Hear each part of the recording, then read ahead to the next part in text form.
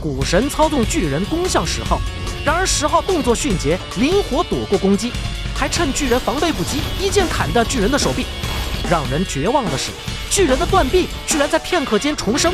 10号意识到事情没那么简单，他凝神观察，发现巨人前额头的水晶发着诡异的光芒，显然是再生的关键。然而巨人攻势如狂风暴雨，10号无法接近水晶。就在局势紧急之时，火灵儿的族中护卫挺身而出，施展无间之劳困住了巨人。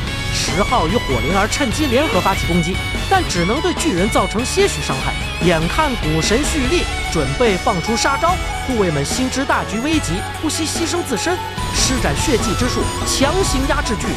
这一刻，灵儿目睹族人接连牺牲，悲愤交加，释放凤凰之力，神火如天雾般落下，将巨人牢牢锁住。10号抓住机会，奋力一击，将巨人额头的水晶劈碎，巨人轰然倒下，古神气息彻底湮灭。正当10号稍稍松了口气时，又一个敌人从暗处出现现身，趁乱走抓火灵儿。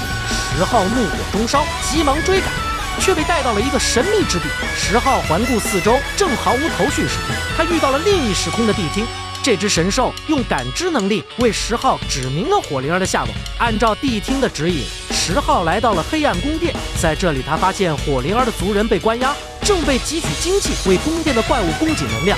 进入宫殿深处，10号终于遇到了这一层的守护者血王。血王攻势凌厉，施展强大的魔法镇压10号，但却始终无法击败10号。眼见战局焦灼，血王冷笑一声，将10号拉入一片对他更有利的空间。血王站在巨龙的骸骨上，态度傲慢，还自诩高尚。他称自己委身神殿是为了保全臣民，但为了战胜10号，血王分分钟献祭臣民，用他们的精气滋养巨龙遗骸，遗骸吸满精气，化身为一头庞大的巨龙。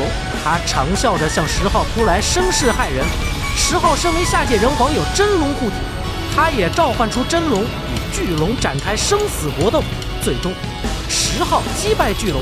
临死前，血王悔悟，将关于神殿的秘密告诉10号，只有除掉神殿的幕后黑手神殿主，才能真正结束这一切。10号和火灵儿稍作休整，便一同前往神殿主殿，准备直面沾染腥风血雨的终章。然而刚踏入主殿，10号尚未看清楚敌人的身影，就被一只漆黑如铁的手贯穿了腹部，鲜血飞溅。